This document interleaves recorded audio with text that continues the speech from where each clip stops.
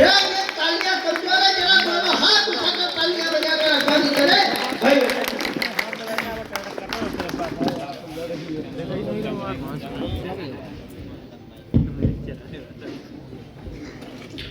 माँ सरस्वती को आपको और इस मंच को प्रणाम करता हूँ। क्या बात है। नहीं, तुम जय श्री राम मत बोलो, तुम जय श्री रम बोलो। एक मात्रा हटा दो, मात्रा हटा दो। जितनी मात्रा हो चुकी है उससे अच्छा है कि हट जाए। पहला इंसान देख रहा हूं जो कविता सुनने के लिए घर से सोफा लेकर आया है। वाह, क्या कमाल के लोग हैं। अतुल ज्वाला जी का संचालन तो बड़ा अद्भुत रहता ही है सदैव। देख तू मत बोल, मुझे तो पैसे भी मिले बोलने के। बहुत अभूतपूर्व मंच, एक छोटी सी टीम, उसके बावजूद यह है एक ऐसा कवि सम्मेलन आज के रात देखने को मिला जिसमें आप लोगों की ऊर्जा जब से कवि सम्मेलन प्रारंभ हुआ तब से लेके अब तक निरंतर वैसी ही है जैसी हमने पिछले वर्ष विदिशा में देखी थी। ये दो बहुत ऊंचाई पर हैं। तुम दोनों ऐसे जोड़ा बनाकर क्यों बैठे हो? मैं तुम्ही से बात कर रहा हूँ। ऐसे नीचे बैठ जाओ, अच्छे नहीं लगते। इतनी ऊंचाई पर इतनी नीचाई अच्छी नहीं लगती।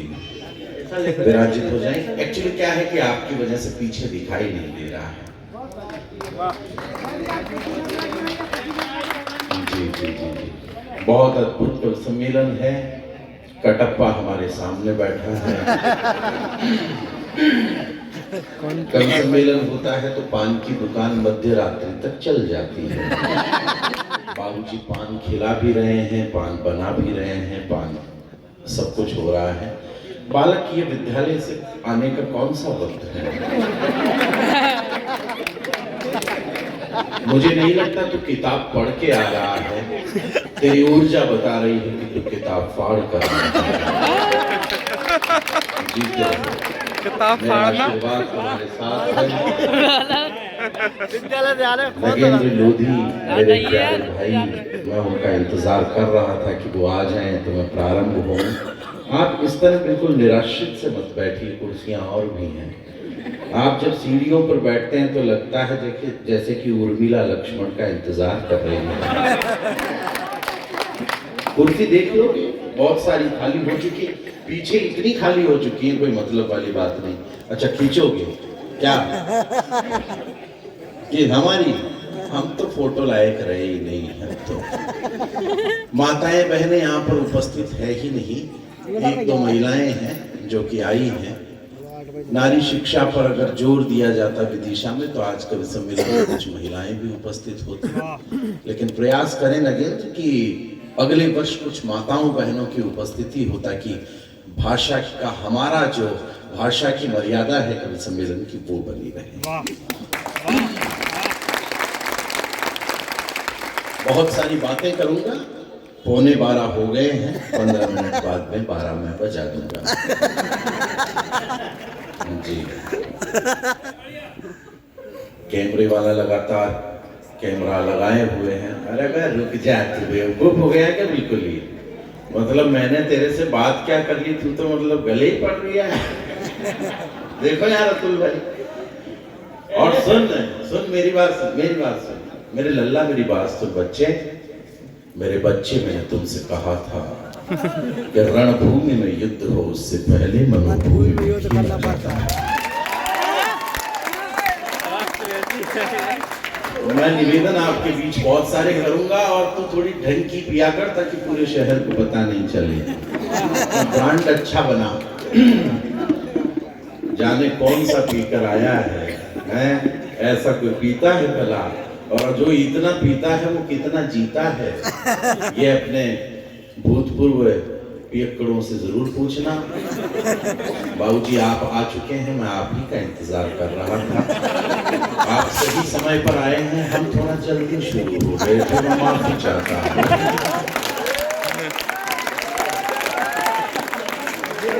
विदिशा में पिछले साल भी आया था। एक छोटा सा बालक मेरे सामने चला आ रहा है। बच्चे तुम आ गए हो, तुम चले जाओ तो मम्मी पापा को भेजना। इसको भेजा। अच्छा उन्होंने भेजा, तब तो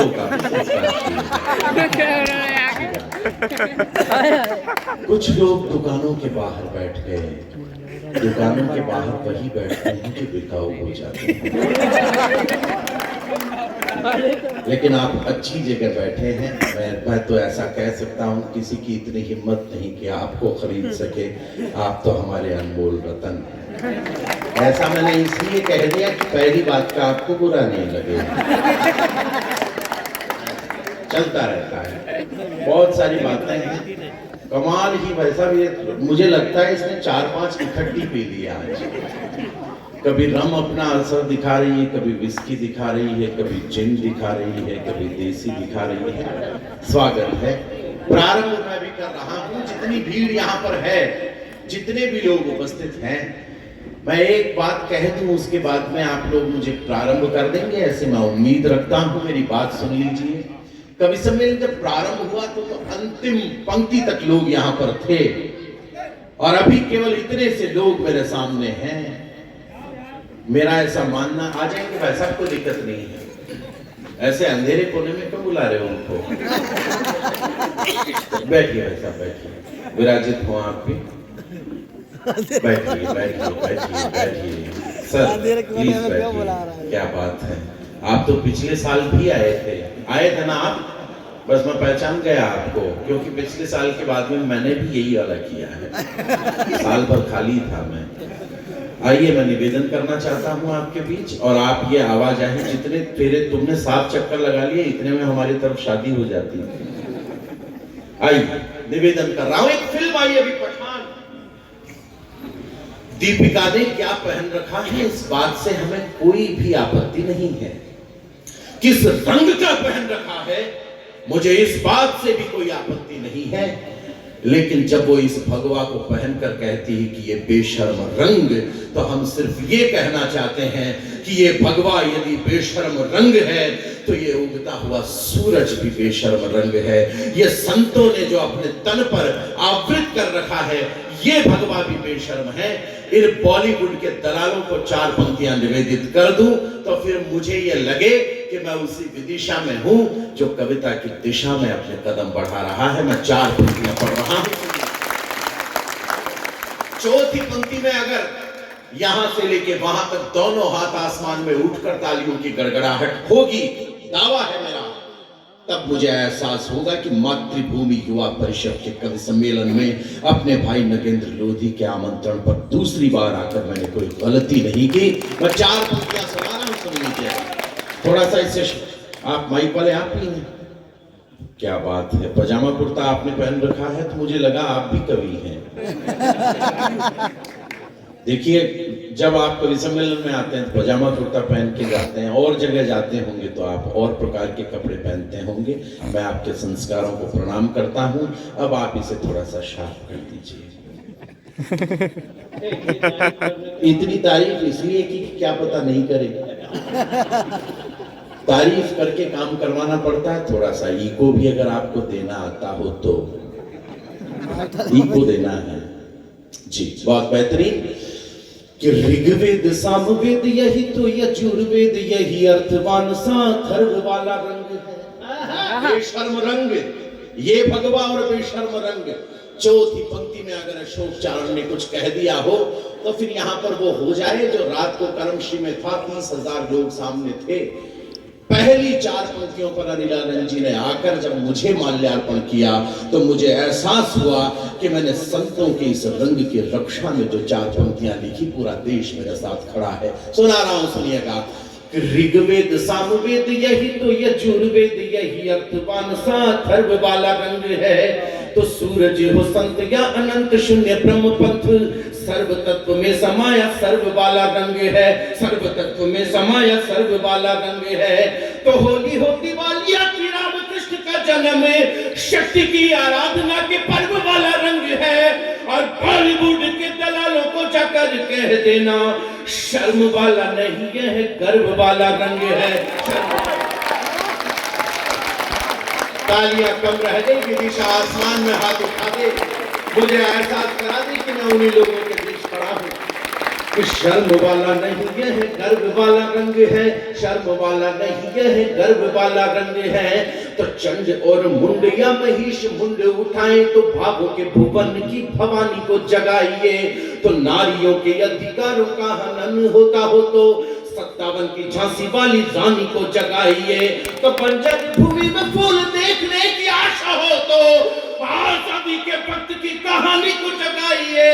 और सच्चे मायने में गर आजादी ही चाहिए तो अपने में सोए हिंदुस्तानी को जगाइए, अपने में सोया भारत का।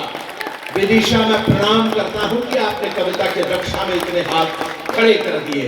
मैं निवेदन आप लोगों के बीच सिर्फ ये करना चाहता हूं, मंच पर संस्कारों की बात हुई, लड़का बन संवर के निकलता तो कहा जाता है कि सलमान खान लग रहे हो, लड़की बन संवर के निकलती है तो कहा जाता है कटरीना कैफ लग रही हो। शर्म आनी चाहिए। हमारे महापुरुषों की उपमाएं इतनी कम नहीं पड़ गई है कि हमको इन दलालों के नाम लेने पड़े। 4 पंक्तियां निवेदित कर रहा हूं कि क्या नजर आता है मुझे इस देश के युवाओं में। छोटा भाई राम जब अपने सर पर यह टीका लगाकर आता है तो मुझे लगता है कि इस युवा पीढ़ी में एक विवेकानंद फिर पैदा हो गया। 4 पंक्तियां पढ़ रहा हूं आपके बीच कि प्रणशाली पृष्ठ पर लिखी है प्रथाएं सारी, कोशिकाएं क्रांति की कहानी बोलती रही। क्या नजर आता है? उन 2 महापुरुषों के, 2 शख्सियतों के, 2 छवियों के प्रति मन में श्रद्धा है और वो श्रद्धा इस आसमान में गूंज जाएगी, मेरा दावा है। मैं निवेदित कर रहा हूं, सुनिएगा कि प्रणशाली पृष्ठ पर लिखी है प्रथाएं सारी, कोशिकाएं क्रांति की कहानी बोलती रही। कभी राणा बोले यहाँ, कभी शिवा बोले यहाँ, कभी हारी रानी की निशानी बोलती रही। तो सारे सत्यवादी जब हो गए नीलाम यहाँ, सत्ता के विरोध में जवानी बोलती रही। और पेटों में भगत सिंह गूंजता रहा है और बेटियों में झांसी वाली रानी बोलती रही, बेटियों में झांसी वाली रानी बोलती रही, बेटियों में झांसी वाली रानी बोलती रही, बेटियों में झांसी वाली रानी बोलती रही। पाकिस्तान की बातें कर रहे थे आप, 30 रुपए की एक रोटी हो गई है वहां पर, 30 रुपए की। सही बात है। और हम वो हैं जो 1 रुपए में भरपेट भोजन करवा रहे हैं। 30 रुपए की एक रोटी, और फिर भी इन कमबख्तों की औकात देखिए, इनकी औकात और इनकी मूर्खता देखिए, ये हमसे कश्मीर मांग रहे हैं। 30 रुपए की एक रोटी जहां पर है वो हमसे कश्मीर मांग रहे हैं। 4 पंक्तियों में आनंद आ जाए और देशभक्ति के साथ आ जाए तो फिर मुझे तालियों की कहने की जरूरत ना पड़े। मैं निवेदन करना चाहता हूं, सुन लीजिएगा, पंक्तियां पढ़ रहा हूं कि जब तक कोई राजदार नहीं मिल जाए तब तक कोई यहाँ राज नहीं देता। जब तक कोई राजदार नहीं मिल जाए तब तक कोई यहाँ राज नहीं देता है। खुद ही के हौसलों पे चलता जो पंथ पर, वो किसी भी हाथ को आवाज नहीं देता है, वो किसी भी हाथ को आवाज नहीं देता है। परिंदों को दाने डाल जाल जो बिछाता है वो किसी परिंदे को परिभाष नहीं देता है। भारत माता का ताज कश्मीर कहलाता है और भिखारी के हाथों कोई ताज नहीं देता है, भिखारी के हाथों कोई ताज नहीं देता है, भिखारी के हाथों कोई ताज नहीं। महादेव के मंदिर में शिवलिंग निकला और इतने वर्षों बाद निकला बाबा विश्वनाथ के वहां पर। मुझे लोगों ने पूछा कि ये अभी क्यों निकला। ये परंपराएं हैं मातृभूमि युवा परिषद के दोस्तों। जब प्रभु श्री राम का जन्म हुआ था तो अवध नरेश तुम चुप हो जाओ, इन बच्चों को आप कहीं निकाल दीजिए। जितनी तुमने पी रखी है उतना नशा हम में 24 घंटे रहता है। भाई साहब बैठ जाओ, साइलेंट हो जा भाई साहब। तालियां बजा, एक बार ताली बजा के बता। ताली बजाना आता है ना? बस देखो रूठ गया है, सो गया है। खैर कोई नहीं, ये वही युवा है जिनके बारे में राम ने इतनी सारी बातें की। मैं निवेदन कर रहा हूं कि कविता की चिंता बहुत ज्यादा बड़ी है। अब निवेदन कर रहा हूं, प्रभु श्री राम का जन्म होता है तो बाबा भोलेनाथ योगी का वेश धारण करके अवध नरेश दशरथ के द्वार पर खड़े होकर मां कौशल्या को आवाज देते हैं कि तेरे लल्ला के दर्शन करवा दे। फिर जन्म होता है कान्हा का तो मां यशोदा के द्वार पर खड़े होकर कहते हैं कि तेरे लल्ला के दर्शन करवा दे। तो इसी समय ये शिवलिंग इस धरती से क्यों निकला, ये बात अगर विदिशा में खड़े होकर अशोक चारण ने बता दी हो तो फिर एक नहीं, मैं हजारों तालियां देर तक गूंजते हुए देखना चाहता हूं। सुन लीजिए, पंक्तियां सुन लीजिए, मैं निवेदन करना चाहता हूं, आपके बीच सुना रहा हूं, सुन लीजिएगा कि युगों पूर्व दंभ का जो स्तंभ देश में बना था, ऐसे अवलंब को उजाड़ कर ला गए। युगों पूर्व दंभ का जो स्तंभ देश में बना था, ऐसे अवलंब को उखाड़ कर आ गए। खुद को महान मान अपमान करते थे, उस अभिमान को उजाड़ कर आ गए, उस अभिमान को उजाड़ कर आ गए। उजली सी राह को जो स्याह कर सकती थी, उजली सी राह को जो स्याह कर सकते थे, उनको जटाओं से पछाड़ कर आ गए। तो राम जी के मंदिर का निर्माण देखने को महादेव धरती को फाड़ कर आ गए। तालियां कम रह गई है विदिशा के लोगों, उम्मीद ज्यादा की फाड़ बैठा हूं आपसे कि महादेव धरती को फाड़ कर आ गए, महादेव धरती को फाड़ कर आ गए। लेकिन शर्माती सूचना देते हुए, दिल्ली में एक यूनिवर्सिटी है जहां पर स्वामी विवेकानंद की मूर्ति बनी और उस मूर्ति को कुछ बदतमीजों ने तोड़ दिया सिर्फ प्रसिद्ध होने के लिए। इन लोगों की औकात की एक मूर्ति को तोड़कर ये लोग सोच रहे हैं कि स्वामी विवेकानंद को खत्म कर देंगे। गर्व है इस बात का कि एक लंबे समय तक अखिल भारतीय विद्यार्थी परिषद का कार्यकर्ता मैं भी रहा हूं। तब चार पंक्तियां आप लोगों के बीच पढ़ता हूं और ये कहने में कोई गुरेज नहीं, मेरा हीरो वो नहीं है जो किरण को बोलते वक्त 3 बार हकलाता है। सही बात है। मेरा हीरो वो भी नहीं है जो किसी समंदर के तटबंध पर खड़ा होकर किसी अधरंगी लड़की के साथ ठुमके लगाता हुआ नजर आता है। अरे मुझे गर्व है ये कहने में कि मेरा हीरो आज भी वो विवेकानंद है जो शिकागो विश्व धर्म सम्मेलन में जब खड़ा होकर ये बात कहता है कि प्रिय अमेरिका वासी भाइयों और बहनों, तो अमेरिका वालों के कान खड़े हो जाते हैं। स्वामी विवेकानंद के लिए सारे हाथ आसमान में उठ जाएंगे। इस टिप्पणी के बाद विवेकानंद अपना भाषण देकर शिकागो के विश्व धर्म सम्मेलन से जब उस भवन से बाहर निकल रहे थे तो एक खूबसूरत अंग्रेज युवती आती है और आकर उनको ये कहती है कि आप जैसा तेजस्वी पुत्र प्राप्त करना चाहती हूँ, मुझसे विवाह कर लीजिए। तो स्वामी जी ने अपने हाथ जोड़े और कहा कि माँ, तुम मुझे भी अपना बेटा क्यों नहीं मान लेती। उस विवेकानंद की मूर्ति को अगर इस देश में तोड़ा गया, 4 पंक्तियां आपका कलमकार पढ़ता है, कितने लोग वर्ष प्रतिपदा के इस दूसरे दिन विवेकानंद का सम्मान करते हैं, ये मेरी आंखें देखना चाहती है कि प्रथम संबोधन प्रणाम विश्व भावना को प्रज्ञा की प्रथाओं में विवेकानंद जिंदा है। कि प्रथम संबोधन प्रणाम विश्व भावना को प्रज्ञा की प्रथाओं में विवेकानंद जिंदा है। तो एक जहरीला झोंका कर क्या लेगा हमारा, राष्ट्र की हवाओं में विवेकानंद जिंदा है। तो एक राष्ट्र की हवाओं में विवेकानंद जिंदा है। काफिला कपूतों का करेगा क्रूर कर्म पर, माओ की दुआओं में विवेकानंद जिंदा है। और 10-20 गुंडों का ये दल क्या करेगा जब करोड़ों युवाओं में विवेकानंद जिंदा है, करोड़ों युवाओं में विवेकानंद जिंदा। आसमान में हाथ उठाइए, उस महापुरुष का तालियों की गड़गड़ाहट से स्वागत कीजिए, अभिनंदन कीजिए। और नगेंद्र लोधी हमारे यहाँ पर बैठे हैं, मैं उनको ये बताना चाहता हूँ कि हम वो कवि हैं जिनको प्रतिवर्ष बुलाया जा सकता है। ये आज उनको इस बात का एहसास इसलिए करवाना चाहता हूँ, पिछले साल जो भी पढ़ के गया उसमें से अभी तक कुछ नहीं पढ़ा और एक नई कविता आप लोगों के मध्य खड़ी कर रहा हूँ। महाराष्ट्र की एक लड़की थी श्रद्धा, आफताब नाम के एक लड़के के साथ में दिल्ली में चली गई 35 टुकड़ों में एनसीआर के जंगलों में कटी हुई मिली, 35 टुकड़ों में। मेरे हुजूर, एक बात संभाल लीजिएगा, जब ये खबर मैं पढ़ रहा था तो मैंने अपने पटल पर ये लिखा था कि काश बेटी तुम पहले मिल जाती तो मैं तुम्हें समझा देता कि तुम विवाह के लिए पैदा हुई हो, निकाह के लिए पैदा नहीं हुई। तालियां कम रह गई है विदिशा की।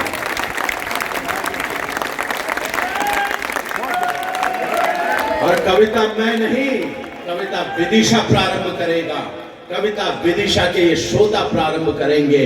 मैं उस श्रद्धा की श्रद्धांजलि में और उस आफताब हत्यारे के खिलाफ एक कविता यहां से प्रारंभ कर रहा हूं। छठवीं पंक्ति को सुनने के बाद आपको लगे कि अशोक चारण की ये कविता सुनी जानी चाहिए, तो फिर कविता प्रारंभ कैसे की जाती है विदिशा मुझे बताए। मैं निवेदन करना चाहता हूं, कविता प्रारंभ कर रहा हूं, सुन लीजिएगा। कि नई फसल के नए जोश के इंकलाब पर बोलूंगा, नई फसल के नए जोश के इंकलाब पर बोलूंगा, चुप्पी साधे हर सवाल के हर जवाब पर बोलूंगा, चुप्पी साधे हर सवाल के हर जवाब पर बोलूंगा, मैं अय्याशी करने वाले हर नवाब पर बोलूंगा, तुम अच्छे को अच्छा बोलो मैं खराब पर बोलूंगा, मुझको कांटों से लड़ना है क्या गुलाब पर बोलूंगा, मैं ही श्रद्धा के हत्यारे आफताब पर बोलूंगा, मैं ही श्रद्धा के हत्याभार विदिशा, मैं ही श्रद्धा के हत्यारे आफताब पर बोलूंगा, मैं ही श्रद्धा के हत्यारे आफताब पर बोलूंगा। अगली पंक्तियां हैं, कविता की है इसलिए तालियां कम बजती, बताता चलो विदिशा कैसे सुनता है कविता। अगली पंक्तियों मुझे बताइएगा कि खास तौर पर गाता हूं इस तौर बनाया है किसने, खास तौर पर गाता हूं इस तौर बनाया है किसने, शांत भाव से खड़े मौन को शोर बनाया है किसने, उत्तरदों की मौसम यादम खौर बनाया है किसने, भारत का कानून कहो कमजोर बनाया है किसने, जहरीले नागों का पन हिंदुस्तान की छाती पर, जहरीले नागों का पन हिंदुस्तान की छाती पर, सरेआम खंजर चलता है संविधान की छाती पर, सरेआम खंजर, सरेआम खंजर चलता है संविधान की छाती पर, सरेआम खंजर चलता है संविधान की छाती पर। साहब, उसके पिता ने उसको कहा कि मत जाओ, हम तुम्हारी शादी करवाएंगे, लेकिन आफताब के साथ चली गई, कटी मिली 35 टुकड़ों में। उसने दिल्ली जाकर एक ट्वीट किया कि मैं बालिग हो चुकी हूं, मुझे अपनी जिंदगी के फैसले लेने का हक है। लेला फैसला पैदा टुकड़ा, बेशक तुम्हें अपनी जिंदगी के फैसले लेने का हक है, पर तुम्हारी जिंदगी का सबसे बेहतरीन फैसला वो ले सकते हैं जिन्होंने तुमको पैदा किया है और बड़ा किया। और ये पंक्तियां इसलिए भी पढ़ रहा हूं, मंच का आशीर्वाद चाहता हूं, ये इसलिए भी पढ़ रहा हूं, मैं कविता नहीं पढ़ रहा हूं, एक आंदोलन खड़ा कर रहा हूं, एक आंदोलन आप लोगों के मध्य खड़ा कर रहा हूं। और आंदोलन सिर्फ इसलिए खड़ा करना चाहता हूं मेरे दोस्तों कि इन पंक्तियों को सुनकर, इस कविता को सुनकर अगर हमारी कुछ बेटियां उन हरी पगडंडियों से केसरिया राजपथों पर लौट आए तो मेरा कविता लिखना सार्थक सिद्ध हो जाएगा। तब निवेदित करेंगे। और कविता बोल रहा हूं आपके सामने, कविता का सबसे महत्वपूर्ण छंद आप लोगों के बीच पढ़ रहा हूं, और जिस तरीके से कहा है उस तरीके को विदिशा कैसे संभालता है ये मेरी आंखें देखना चाहती है। कि स्वर्ग छोड़ती परियों को फिर वैसी जगह नहीं मिलती। अगली पंक्ति समझ जाए तो मुझे आप बता दीजिएगा, कविता समझने वाले लोग मेरे सामने बैठे हैं। कि स्वर्ग छोड़ती परियों को फिर वैसी जगह नहीं मिलती, स्वर्ग छोड़ती परियों को फिर वैसी जगह नहीं मिलती, जो घर को छोड़े उनको घर जैसी जगह नहीं मिलती, जो घर को छोड़े उनको घर जैसी जगह नहीं मिलती, आभार, जो घर को छोड़े उनको घर जैसी जगह नहीं मिलती। मर्यादा की रेखा से जब पार चरण हो जाता है, पंचवटी से तब सीता का मानहरण हो जाता है। नीड़ छोड़कर पंछी के बच्चे यूं ही अकुलाते हैं, नीड़ छोड़कर पंछी के बच्चे यूं ही अकुलाते हैं। पेड़ छोड़ने वाले फल चाकू से काटे जाते हैं, पेड़ छोड़ने वाले फल, तालियां बढ़ा दीजिए आप, कि पेड़ छोड़ने वाले फल चाकू से काटे जाते हैं, पेड़ छोड़ने वाले फल चाकू से काटे जाते हैं। हम भी ये चाहेंगे कि सद्भाव हमारा बना रहे। भैया चाय बंद करवा दीजिए, तुरंत बंद करवा दीजिए, क्योंकि जागृति की कविता पढ़ रहे हैं, उस वक्त भी अगर आप चाय पिएंगे तो फिर लगेगा कि कविताओं में कोई दम नहीं रह गया। चाय की ज्यादा जरूरत है इस देश को, इस देश को चाय की नहीं, चाय वाले की जरूरत है।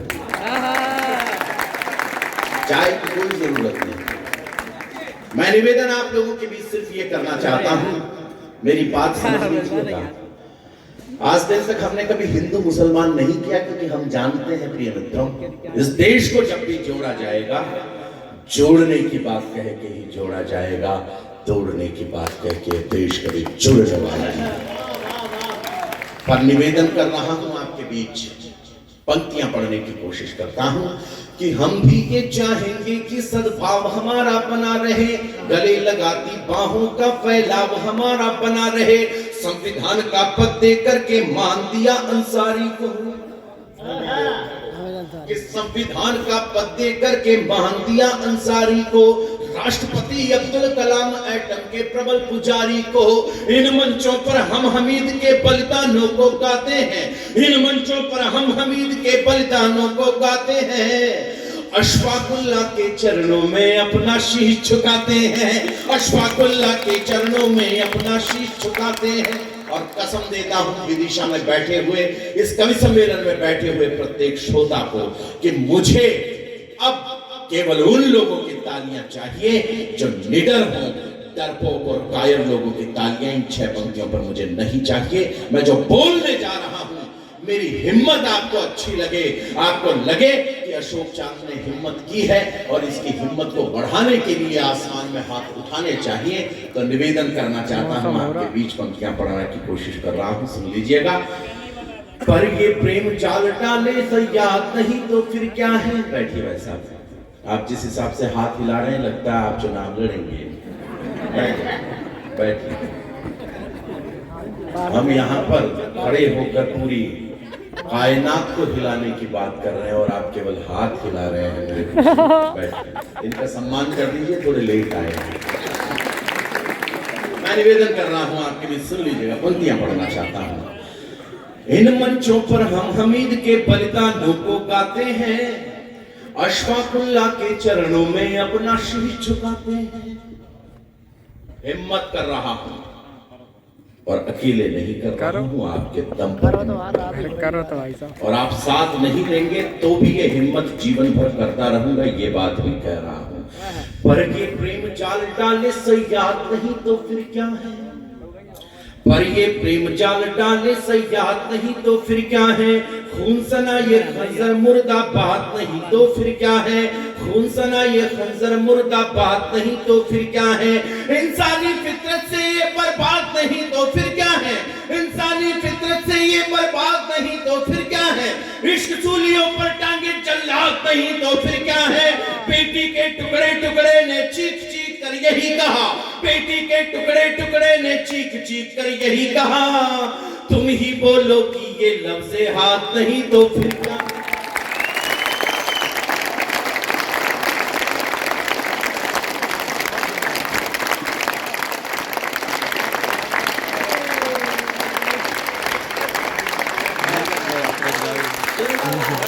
तुम ही बोलो कि ये लफ्ज़ हाथ नहीं तो फिर क्या है। उठो वीर कुछ ऐसा कर दो व्यूह कांपने लग जाए। अंतिम 6 पंक्तियां आप लोगों के बीच पढ़ता हूं, मेरी नहीं है आपकी है। जब भी हमारी किसी बेटी को मारा काटा जाता है, जब भी उसके साथ दुराचार होता है, आप ही कहते हैं, मैं ही कहता हूं, उसी भाषा में अंतिम 6 पंक्तियों में बात कर रहा हूं, सुन लीजिएगा। कि उठो वीर कुछ ऐसा कर दो व्यूह कांपने लग जाए, उठो वीर ऐसा कर दो व्यूह कांपने लग जाए। निर्णय सुनकर हत्यारे की रूह कांपने लग जाए। आहें भरने वालों अपनी सांसों में तूफान भरो, उसे सौंप दो जनता को और खुलेआम ऐलान करो।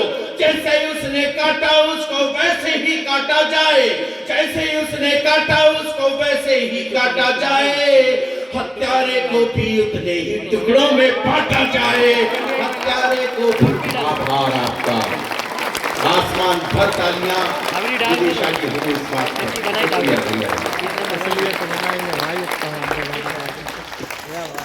ये कविता पूरी हुई। मैं बड़ा लोकतांत्रिक कवि हूँ। मैंने जीवन में जो भी काम किया है लोगों से पूछ करके किया है। तो मैं आप लोगों से ये पूछना चाहता हूँ कि मैं बैठने की नौटंकी करूं या एक कविता और सुना दूं। तो जो लोग विदाउट एनी नौटंकी एक कविता और चाहते हैं वो लोग तालियों की दो।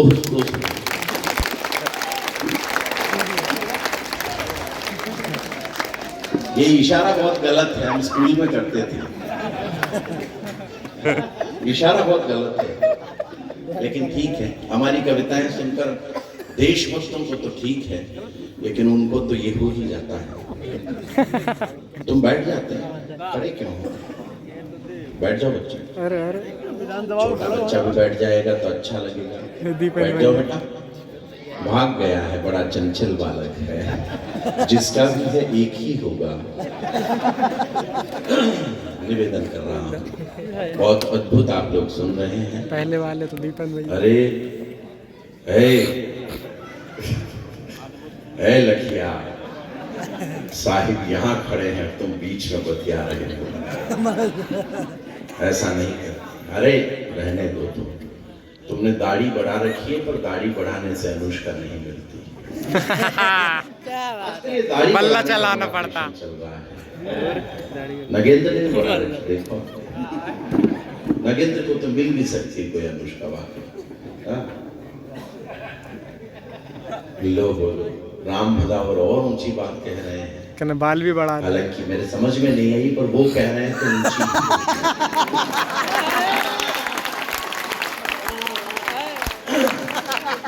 भाई कभी नेताओं का मजाक नहीं उड़ाया। अपन नेताओं का मजाक ऐसा उड़ाते ही नहीं कभी। मुझे समझा रखा है कि बेटे अशोक, जिंदगी में चाहे जो घोर पाप कर लेना, पर कभी किसी मजबूर आदमी का मजाक मत उड़ाना। तालियां करते हैं। अच्छा, मैं नेताओं का भी मजाक उड़ाता ही नहीं, उड़ाने की जरूरत भी नहीं। वो मजाक का पात्र भी नहीं है, दया के पात्र।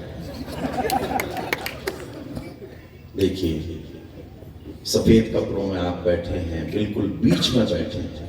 पुरुष अगर विधवा होता तो ऐसा ही लगता है।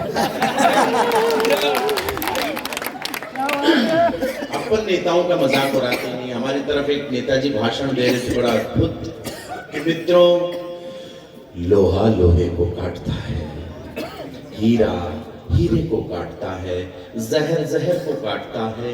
इतने में कुत्ता आया।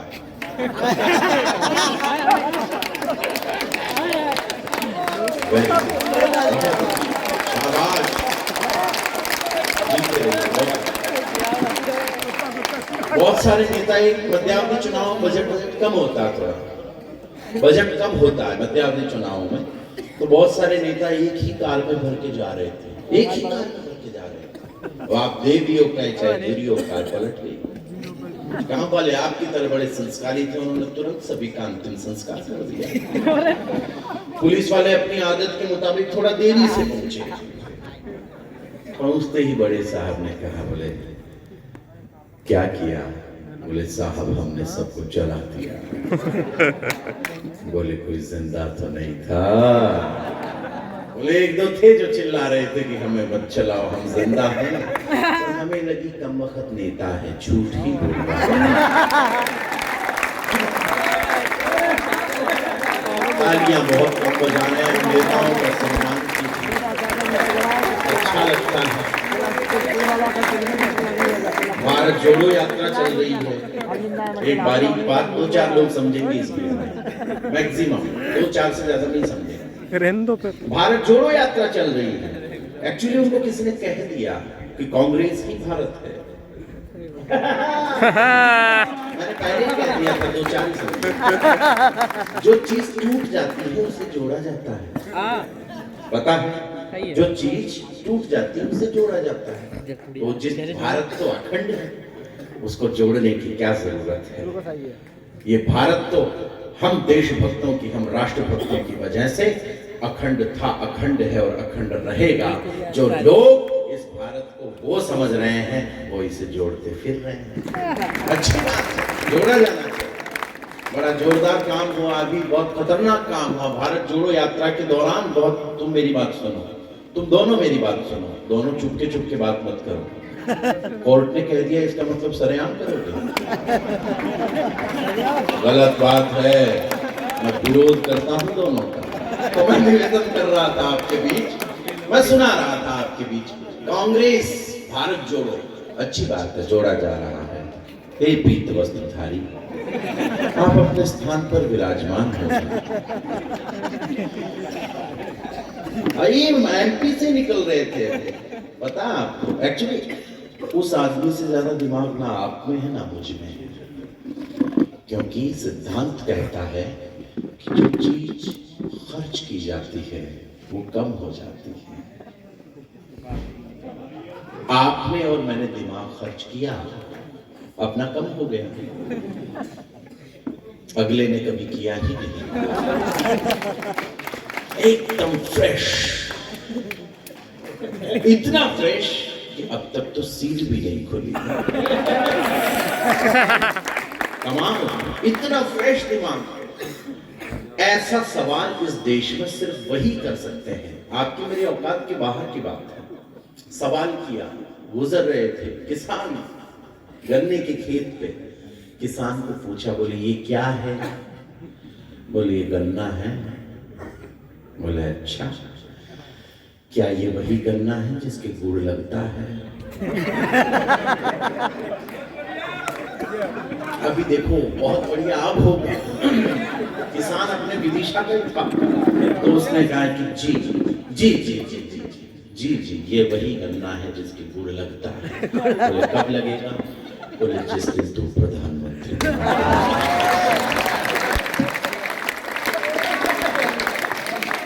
अच्छा लगता है, गुड़ लगता है तो अच्छा। सोनिया जी उस वक्त मुआवजा बांट रही थी, आपको तो पता, आप तो साथ थे, तो मुआवजा बांट रही थी सोनिया जी किसानों की फसल के खराबे का। बोले किसानों ने कहा ये क्या दे रही हैं आप? बोले आपकी फसल खराब हो गई इसलिए मुआवजा दे रही हैं। तो कुछ किसानों ने 100 रुपए इकट्ठे किए, 1000-1100 इकट्ठे करके उनको दिए। बोले लीजिए। बोले काय के? बोले फसल तो आपकी भी है।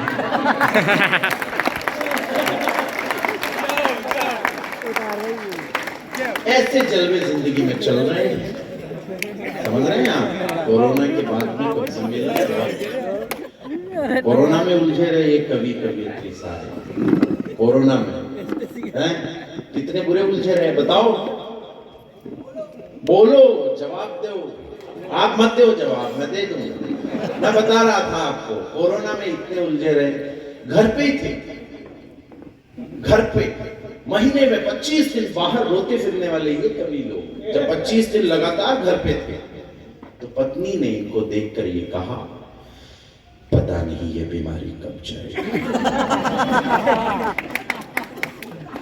इनके आज दिन तक समझ में नहीं आया कि वो कोरोना वो कह रही थी या इनको कह रही थी। पर अच्छा है, सम्मान हुआ। कोरोना बड़ा खतरनाक था। हम तो वो लोग हैं जो मास्क भी हम लोगों ने ट्राई करके खरीदा, हम वो लोग रहे, इस वजह से ज्यादा फैला फिर। बहुत सारी बातें हैं, छोटे छोटे बच्चे हैं, मुझे अच्छा लग रहा है, नई पीढ़ी कविता सुनने के लिए आई है। और आप 4, 5, 6 लोग इतना ऊंचाई पर क्यों हैं? आप ईश्वर के थोड़े ज्यादा नजदीक हैं। ख्याल रखिएगा, अपना ख्याल रखिएगा, देश के लिए बहुत जरूरी। आप जो हाथ ऊंचा कर रहे हैं, आप बहुत जरूरी है, क्योंकि हाथ आप नहीं होंगे तो हाथ ऊंचा कौन करेगा? आइए, बहुत सारी बातें हैं। मैं एक छोटी सी कविता, मैं इस मंच पर एक चीज स्वीकार करना चाहता हूँ। पिछले वर्ष मैंने मोबाइल में देखकर एक कविता पढ़ी थी भगत सिंह की। बाद में वो कविता लोगों को, फिर मुझे वो याद हो गई, और उसके बाद में वो लोगों को पसंद आने लगी और लोगों को भी याद हो गई। तो मैं भगत सिंह की एक कविता तो आपको सुनाऊंगा ही, लेकिन आज एक कविता विशेष यहाँ पर सुनाकर जाना चाहता हूँ। तिरंगा मैंने सुना ही क्या नहीं यहाँ पे? तिरंगा नहीं सुना, तो आपको याद नहीं तो फिर तो वापस सुना दें और क्या। चलिए एक पहले ये सुन लीजिए। मैं पंजाब के खेतों में लेके चल रहा हूं विदिशा, आपको चेतना चाहता हूं, आपकी आशीर्वाद चाहता हूं। वो जो बीच में राजगुरु और सुखदेव के बीच में जिस हीरो का फोटो छपा है, ये इस देश का असली हीरो है।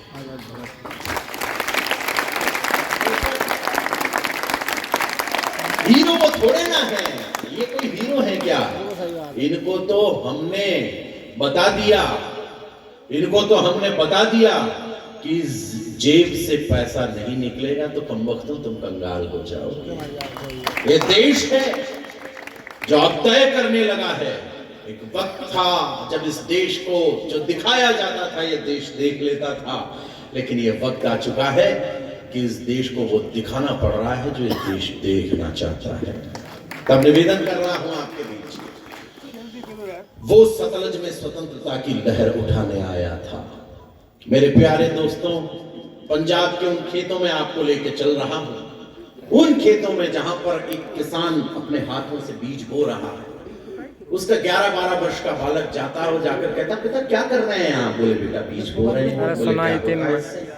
बोले इस एक बीज से हजारों बीज पैदा हो जाते हैं। अच्छा। घर जाता है, बंदूक उठा करके लाता है और जमीन में गाड़ने लगता है उसी खेत में। पिता ने कहा, पगले क्या कर रहा है? बोले पिताजी ये बंदूक बो रहा हूं ताकि इस एक बंदूक से हजारों बंदूकें पैदा हो जाए।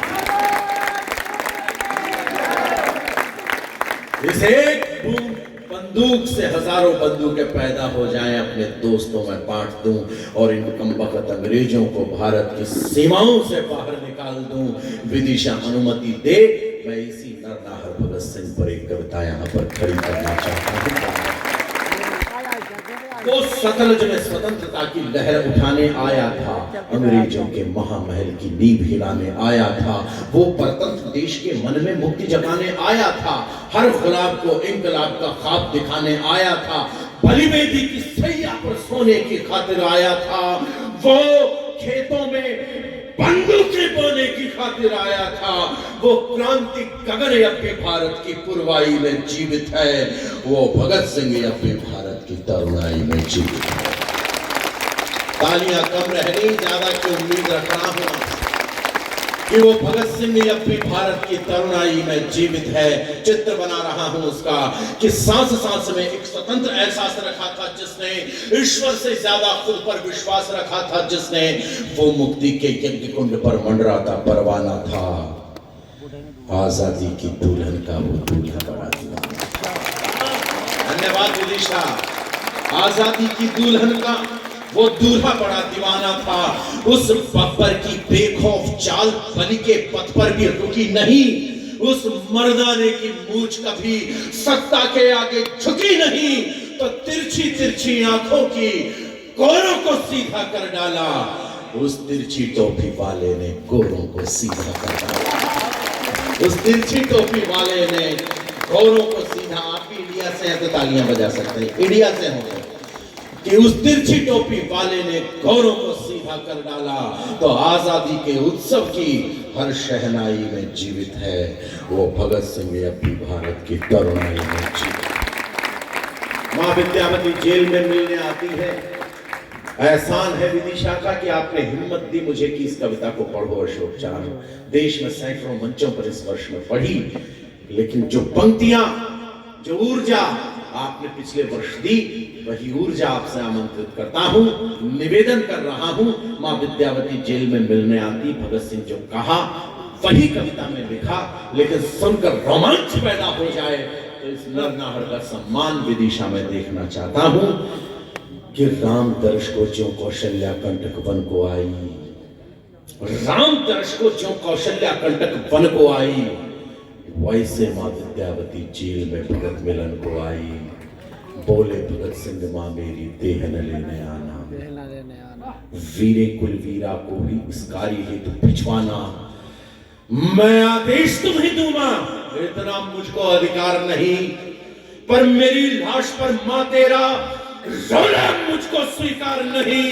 कंठों में रंग बसंती वाली रागना ठंडी पड़ जाए, तेरे आंसू से आजादी की आग न ठंडी पड़ जाए। लोग कहेंगे अपने संयम को कैसे खो सकती है ये रोने वाली भगत सिंह की मां कैसे हो सकती है। वाह, आसमान भर तालियां उसके लिए। ये रोने वाली भगत सिंह की मां कैसे हो सकती है तो स्वतंत्रता के कालखंड की अंगड़ाई में जीवित है। वो भगत सिंह अब भी भारत की तरुणाई में जीवित है। वो भगत सिंह अब भी भारत की तरुणाई में जीवित है। तो अंतिम बंद इस कविता का कि वीरों के इतिहास पटल पर वीर जयंती वाले। अजय आभार। वीरों के इतिहास पटल पर वीर जयंती वाले, ओ इंकलाब के उद्घोषक और रंग बसंती वाले। वीरों के इतिहास पटल पर वीर जयंती वाले, ओ इंकलाब के उद्घोषक और रंग बसंती वाले। पंचनदी के तटबंधों के नगर पुकारे तुझको, दीवाने करतार सिंह के कदर पुकारे तुझको। हरे भरे खेतों में बैठा सावन तुझे पुकारे, सीज पे बैठी आजादी की दुल्हन तुझे पुकारे। तुझको रावी सतलज झेलम प्यास चिनाब पुकारे। अंतिम पंक्ति में सारे हाथ आसमान में कर दीजिएगा। मान जाऊंगा कि आपने कविता अद्भुत ढंग से सुन ली है कि वीरों के इतिहास पटल पर वीर जयंती वाले और रंग, वीरों के इतिहास पटल पर वीर जयंती वाले, ओ इंकलाब के उद्घोषक और रंग बसंती वाले। पंचनदी के तटबंधों के नगर पुकारे तुझको, दीवाने करतार सिंह के कदर पुकारे तुझको। हरे भरे खेतों में बैठा सावन तुझे पुकारे, सीज पर बैठी आजादी की दुल्हन तुझे पुकारे। तुझको रावी सतलज झेलम प्यास चिनाब पुकारे, लोहिड़ी और बैसाखी वाला वो पंजाब पुकारे। और अंगारे तुझे पुकारे, कर्म रक्त के धारे, लुटी वीरता तुझे पुकारे, फिरती द्वारे द्वारे। वंदे मातरम गीत पुकारे, जनगण तुझे पुकारे। भारत की चंदन मिट्टी का कण कण तुझे पुकारे, कण कण तुझे पुकारे। और फोटो नहीं छपा तो क्या, फोटो नहीं छपा तो क्या, पाई पाई पर जीवित है वो भगत सिंह अब भी भारत की तरुणाई। भगत सिंह अब भी भारत की तरुणाई में जीवित है। कविता कैसी लगी आपको ये आपकी तालियों ने मुझे बता दिया है। पिछले इतनी देर से मैं आप लोगों के बीच काव्य पढ़। अच्छा, तुम्हारे दिल में दर्द हो रहा है या हम तुम्हारे दिल में बस गए? कमाल है, हमारी बदकिस्मती है कि हम तुम्हारे जैसों के दिल में बसते हैं। आइए एक कविता विशेष आप लोगों के बीच सुना दे रहा हूँ, उसके बाद में हम इस सम्मेलन का अगले साल तक के लिए स्थगित करेंगे। इसमें ऐसा कहा जाता है अगले साल तक के लिए स्थगित करेंगे, वही कहता है जो अगले साल फिर आने की फिराक में हो। तो हम तो क्या है कि नगेंद्र के भाई हैं, कहीं और का नहीं हुआ तो फोन करके कह देंगे कि हम विदिशा आ रहे हैं। हालांकि हम इस तेवर के कभी रहे नहीं हैं, लेकिन विदिशा का मन और विदिशा का जन जिस हिसाब से हमको प्रेम करता है तो मन करता है कि साल में एक बार नहीं, महीने में एक बार विदिशा आया जाना चाहिए। आइए निवेदित करता हूं आपके बीच कि ऋषियों मुनियों की तपस्थली ईश्वर के वरदान की। अगली पंक्ति में आपके दिल का दरवाजा खुलेगा और उसकी आवाज मुझ तक आएगी कि ऋषियों मुनियों की तपस्थली ईश्वर के वरदान की। ऋषियों मुनियों की तपस्थली ईश्वर के वरदान की।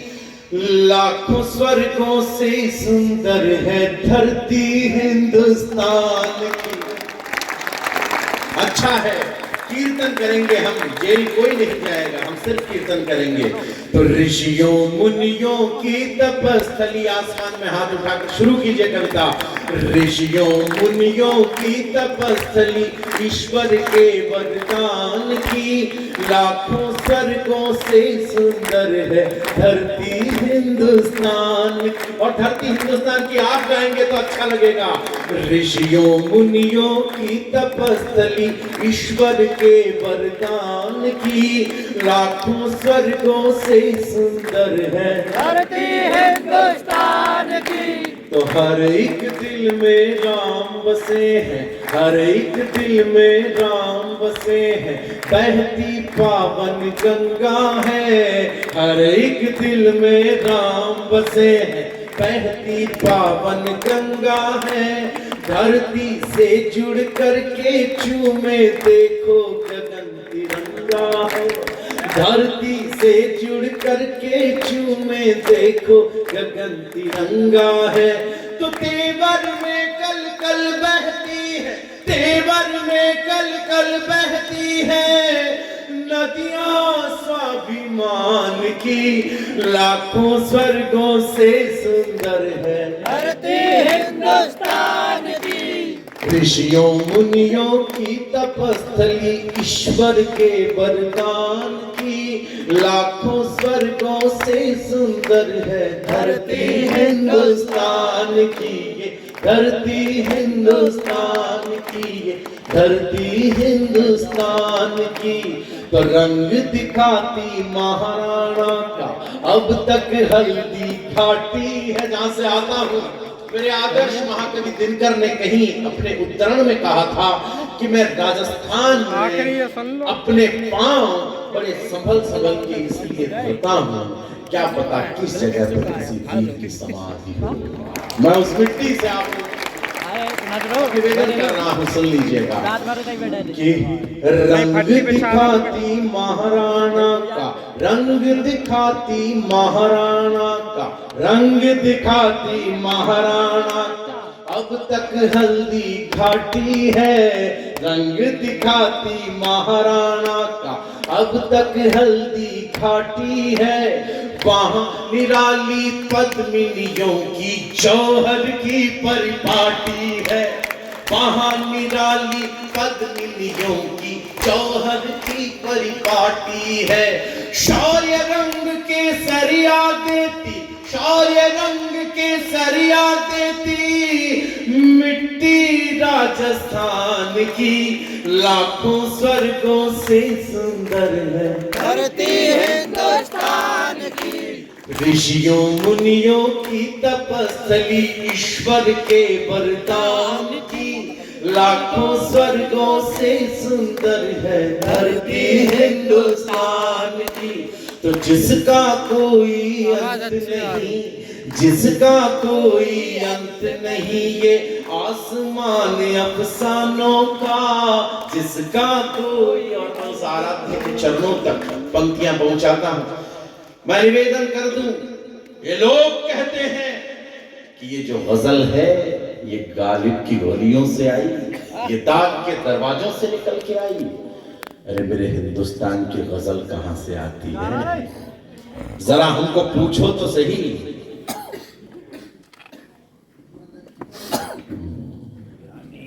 अच्छा लगता है पूरा मंडप जला के आया है। अच्छा, मैंने तुझे कहा था कि आतंकवादियों की कोई प्रेम कथा नहीं होती। चलो निवेदन कर रहा हूं। लोग कहते हैं कि गालिब की गलियों से आई, दाग के दरवाजों से निकल के आई। ये हिंदुस्तान की गजल कहां से आती है? चार पंक्तियां पहले सुन लीजिए कि कभी सरयू से उर्दू की कई नस्लें निकलती हैं। चौथी पंक्ति में अगर मैं कह दूं, मेरे दो गीतकार यहाँ पर विराजमान हैं। प्रतीक चौहान जो कि वहां से आते हैं, ये भी गीतकार ही हैं, नहीं है तो भी लगते हैं। मैं निवेदन कर रहा हूं आपके बीच, कहां से आती है हिंदुस्तान की गजल? चौथी पंक्ति में इन लोगों को अगर जवाब दे दिया हो तो अपने आप आसमान में हाथ उठेंगे। ये तो दावा कर रहा हूं कि कभी सरयू से उर्दू की कई नस्लें निकलती हैं, कि अहले ताज से भी गीत की फसलें निकलती हैं, कि अहले ताज से भी गीत की फसलें निकलती हैं। तो गजल को सिर्फ दाग-ओ-मीर की जागीर मत बोलो, गजल को सिर्फ दाग-ओ-मीर की जागीर मत बोलो।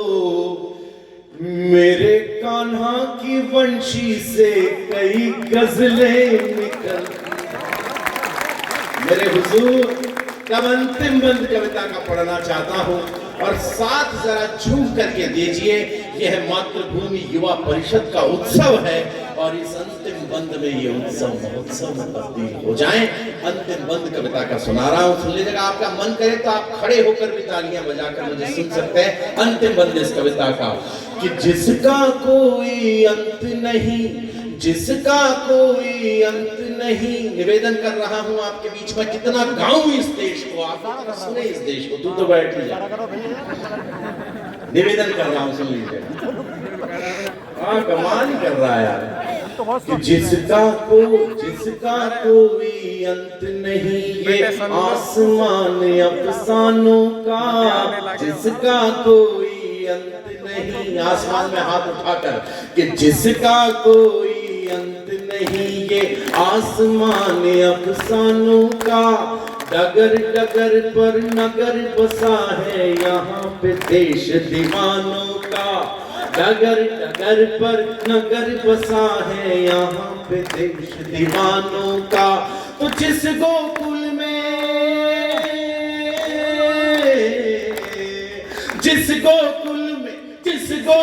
में बच्चा बनने की इच्छा भगवान की, लाखों स्वर्गों से सुंदर है धरती हिंदुस्तान की। तो ऋषियों मुनियों की तपस्थली, सारे लोग आसमान में हाथ उठाकर, ऋषियों मुनियों की तपस्थली ईश्वर के वरदान की। ऋषियों मुनियों की तपस्थली ईश्वर के वरदान की, लाखों स्वर्गों से सुंदर है।